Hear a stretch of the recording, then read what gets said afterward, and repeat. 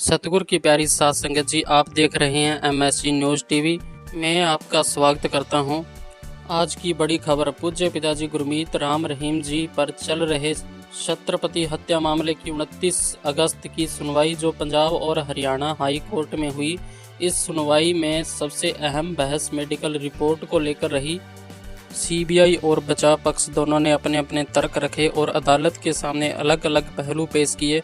आइए जानते हैं पूरी रिपोर्ट विस्तार से। तो साथ संगत जी, अगर आप इस चैनल पर पहली बार आए हैं तो चैनल को कर लीजिए सब्सक्राइब, ताकि पूज्य पिताजी की केस से संबंधित जो भी अपडेट हो वो आप तक पहुंच सके। तो साथ संगत जी, आइए शुरू करते हैं आज की वीडियो। तो प्यारी साथ संगत जी, CBI ने अदालत में मेडिकल रिपोर्ट रखते हुए कहा, 24 अक्टूबर 2002 की शाम गोली लगने के बाद पीड़ित को तुरंत सिरसा एक अस्पताल में भर्ती कराया गया। डॉक्टर ने इमरजेंसी ट्रीटमेंट शुरू किया, लेकिन गंभीर हालत देखकर कुछ ही देर बाद उसे रोहतक PGIMS भेजने का निर्णय लिया। रिपोर्ट में दर्ज है कि मरीज को लगातार दवाइयां और इंजेक्शन दिए गए। उसकी हालत को स्थिर रखने के लिए रक्त की आपूर्ति यानी ब्लड ट्रांसफ्यूजन किया गया। साथ ही हर पल उसका ब्लड प्रेशर और अन्य जरूरी पैरामीटर्स की मॉनिटरिंग की जा रही थी। इसी बीच कोर्ट में CBI का यह भी कहना है कि रिपोर्ट से साफ झलकता है कि मरीज पूरी तरह बेहोश नहीं था और बातचीत कर सकता था। इसी तरह बचाव पक्ष ने भी अपने तर्क रखे वहां पर। वहीं बचाव पक्ष ने मेडिकल रिपोर्ट का दूसरा पहलू अदालत के सामने रखा। उनका कहना था, रिपोर्ट खुद बताती है कि मरीज दर्द से करा रहा था और बार बार रो रहा था। गोली दिल के पास लगी थी, जिससे हालत बेहद नाजुक थी। ऐसी स्थिति में सिर्फ इतना लिख देना कि मरीज होश में था, इसका यह मतलब नहीं कि वह बयान देने के लायक भी था।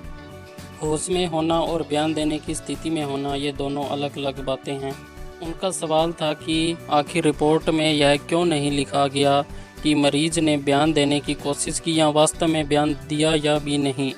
अदालत में इस बहस को लेकर माहौल बेहद गंभीर रहा। CBI बार बार यह साबित करने की कोशिश कर रही है कि मरीज को गवाही देने का अवसर था। साथ संगत जी, सच आपके बिल्कुल सामने है, यहाँ पर देख सकते हो। CBI बस एक ही सवाल को लेकर खड़ी है कि मरीज को गवाही देने का अवसर। एक पर एक ही सवाल किए जा रही है ये CBI। और दूसरी तरफ बचाव पक्ष का कहना था कि मरीज की हालत ऐसी थी कि वह कुछ बोल ही नहीं सके। जज ने दोनों पक्षों की दलीलों को बड़े ध्यान से सुना। एक तरफ मेडिकल रिपोर्ट को आधार बनाकर CBI अपने तर्क रखी थी, दूसरी ओर बचाव पक्ष उसी रिपोर्ट को अलग ढंग से प्रस्तुत कर रहा था। इस बहस से अदालत के सामने कई बड़े सवाल खड़े हो गए हैं। क्या पीड़ित सच में बयान देने की स्थिति में था? अगर हाँ, तो उसका बयान रिकॉर्ड क्यों नहीं किया गया?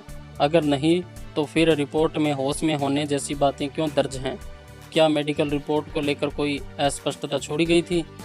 और इसी बीच CBI ने जोर दिया है कि डॉक्टरों की रिपोर्ट में कहीं यह नहीं लिखा कि मरीज बोलने की स्थिति में नहीं था, बल्कि लिखा गया कि मरीज होश में था।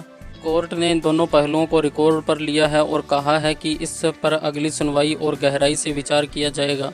संगत जी, अगली तारीख पर फिर टिक चुका है यह मामला, लेकिन अदालत ने अभी किसी भी नतीजे पर पहुंचने से पहले साफ इनकार कर दिया गया है।